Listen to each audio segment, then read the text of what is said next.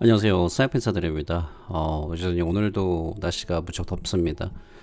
8월 중순부터는 좀 나아지지 않을까 생각을 하고 있습니다. 오늘의 방송 바로 시작하겠습니다. 자, 첫 번째 뉴스인데요. 중국은 비트코인, 이더리움, BNB, XRP, 카르다노, 에이다 말하는 거고요. 도지코인, 트론, 폴리곤 및 솔라나의 가격이 더 올라갈 수 있다. 중요한 판도를 바꾸는 움직임을 보고 있다. 자, 이렇게 말을 하고 있는데, 저 요 기사를 보니까 중국이 암호화폐 그동안 규제를 많이 했잖아요. 근데 그동안은 이제 스탠스가 어땠죠?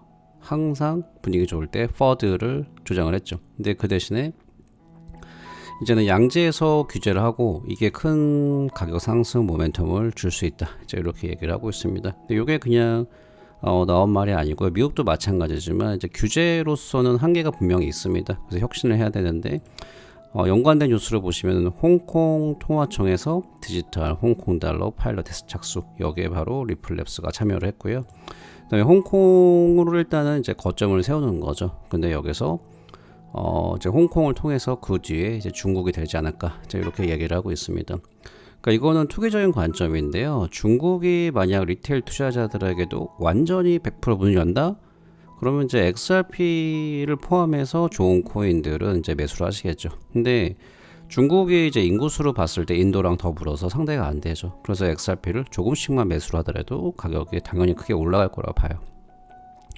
이건 예측이 아니라 만약에 제가 100% 이렇게 열린다 그렇게 말하는 건 아니지만, 만약에 열리고 리테일 투자자한테 완전히 열렸어요. 그럼 XRP를 안 사면 바보라 저는 생각을 하거든요. 그러니까 중국 사람도 분명히 매수를 많이 할 거라, 좋은 코인들. 그리고 중국계 코인들도 분명히 올라가겠죠. 근데 이거는 파이 자체가 완전히 틀려지는 거예요. 여기 보시면은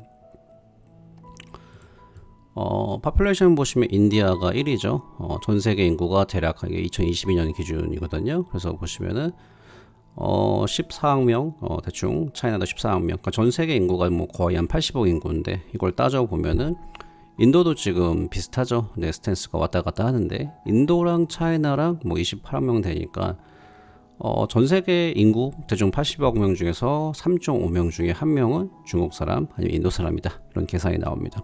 조금 시간이 걸리겠지만 이 두 나라가 굉장히 크게 작용을 할 거라고 봐요. 혁신도 하겠지만 아마 규제를 조금 더 무게를 두지 않을까 그렇게 생각을 합니다. 그러니까 중요한 거는 리테일 투자자들의 얼마큼 오픈돼서 투자할 수 있냐, 이게 굉장히 중요합니다. 자, 이런 거 참고하시고요. 그러면 요즘에 스튜어트 알데로티가 좀 이제 대변을 좀 많이 하고 있는데, 왜냐면 지금 사방에서 공격을 많이 당하고 있어요. 특히 이 사람 같은 경우에는 계속 잘못된 의견으로 해서 저도 누구지? 이 사람이 뭐지? 그래서 이제 댓글을 하더라고요, 보니까. 근데 알고 보니까 이제 마닌 제일스란 이 사람이 뒤에 보시죠? 이더리움 마크가 있습니다. 근데 이 사람 보니까 예전에 이더리움 창시자가 워낙 많잖아요. 그 조세프 루빈 그 ICO 관련해서 변호사였던 것 같아요. 그러니까 지금 보면 이더리움이 필요 이상으로 XRP를 그동안에 싫어했던 이유가, 아시는지 모르겠지만 사실 비탈릭 같은 경우 예전에 리펠사에서 일하려 그랬잖아요. 근데 이제 비탈릭 인정해줄 건 인정해줘야죠. 이 사람이 리플의 비전이 워낙 훌륭하니까 같이 이러고 싶었는데 미국 비자 문제 때문에 어쩔 수 없이 캐나다로 가서 이제 인연이 안 된 거죠. 그래서 앞으로 리플사 XRP가 유일하게 이더리움을 넘어설 거다, 이렇게 걱정을 해가지고 굉장히 XRP랑 리플사랑 사이가 이제 더 이상 싸우진 않지만 사이가 안 좋죠.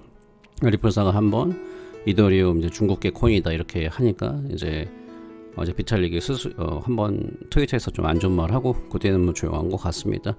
저는 개인적으로 이더리움, XRP 둘 다 이제 투자로 봤을 때는 굉장히 이제 안전적인 투자다, 저는 그렇게 보고 있습니다.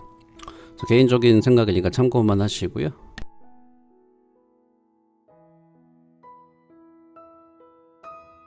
제가 커피 한잔 했습니다. 자, 그리고 지금 SEC 관계자, 그러니까 그 전에 SEC 관계자 존 리드 스타크라는 분이 비린맨 조사에 있어서 조사가 있어야 된다 얘기를 하고 있고요. 잠재적으로 정부 관리에 대한 심각한 이해 상충이 있을 수 있다. 근데 심지어 여기서 표현이 SEC 오피셜 빌 힌맨이 이제 부패했었다. 그래서 여기 보시면은 심지어 이제 FBI가 힌맨 이메일이라고 불리는 거를 조사를 해야 된다, 이렇게 가지고 굉장히 강력하게 말을 하고 있습니다. 그래서 SEC가 계속 압박을 당하고 있는 모습이고요. 이번 리플 XRP 비증권 판결도 이제 결국은 이렇게 지금 보면은 SEC 전 관계자잖아요. 지금 이분이 이제 변호사긴 한데 이렇게 이제 압박을 들어갔고 토레스 판사도 고민을 하다가 판사 결정에 좀 분명히 영향이 있고 지금도 영향이 있다고 봅니다. 심지어 이렇게 FBI까지 이렇게 언급을 하면은 이거는 웬만하면 이런 표현 하지 않을 것 같은데, 그래서 저는 개인적으로는 SEC랑 힌맨이랑 공식적으로 알려지는 건 없지만 좀 사이가 좀 틀어졌다고 봅니다. 그러니까 무슨 이유였든지 간에. 그래서 이 사람도 제 생각에 좀 돌문어 라인이지 않나. 그래서 얼마 전에 SEC가 항소를 할 거다 이제 그렇게 예측했던 분이 바로 이분이죠. 그래서 이분의 발언도 제가 좀 이제 좀 지켜보고 있습니다.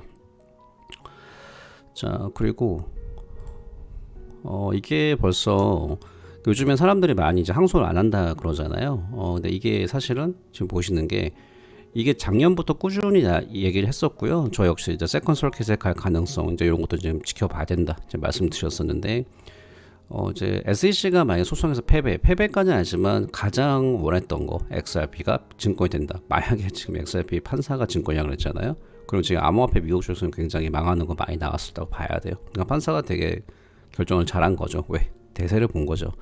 그래서 패배를 하면은 만약에 SEC가 졌다 그러면은 항소, 그 세컨 서킷 항소를 할 때 의심스러운 게, 왜냐하면 두 번째 이게 세컨 서킷 얘기하는 거거든요. 항소 법원 여기서도 질 거다 이제 이렇게 얘기를 하고 있는데,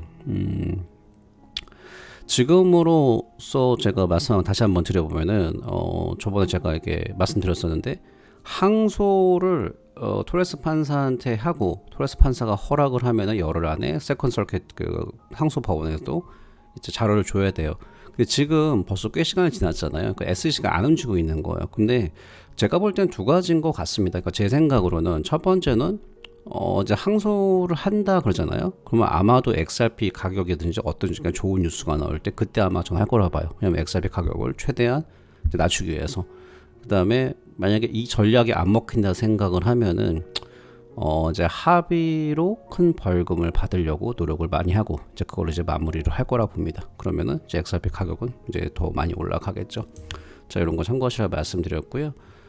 지금 이런 소식 나왔는데요. 이더리움 좀 관계가 있습니다. 페이팔이 스테이블 코인 출시를 했고, 근데 이게 굉장히 의미심장한 게 제가 몇 년 전부터 말씀드렸지만 기관들이 움직여야 된다 그래야지만 진짜 굉장히 합법적으로 더욱더 움직일 수가 있다. 그래서 안정적으로 이렇게 말씀드렸는데, 주요 금융기관이죠. 페이팔은 저도 상당히 예전에 사용을 많이 했었는데 이 페이팔 스테이블 코인이 이제 출시가 됩니다. 이거는 뭐 오늘 나온 소식이고요. 근데 여기 보시면 이게 한국 뉴스에 많이 안 나왔더라고요. 중요한 게 뭐냐면은 이더리움이에요. 이더리움 위에서 페이팔 런칭을 합니다. 지금 이더리움도 예전에 저도 한번 고민을 많이 했었는데 여쭤보기도 하고, 근데 대부분 답변을 안 주시더라고요. 이제 이더리움 같은 경우도 증권이냐 문제냐 아니냐 이제 이런 게 굉장히 저도 고민을 많이 했었는데, 페이팔이 어떤 기업이에요? 좀 뭐 더 이상 설명일 필요가 없죠. 근데 지금 이 상황에서 이더리움 위에서 런칭을 한다? 이거는 뭐 거의 저는 답이 나왔다고 보거든요. 그래서 안전자산이라 제가 말씀드렸고요. 근데 당연히 이더리움 위에서만 하지 않고요. 멀티 체인으로 갈 겁니다. 이건 뭐 거의 뭐 당연한 거죠.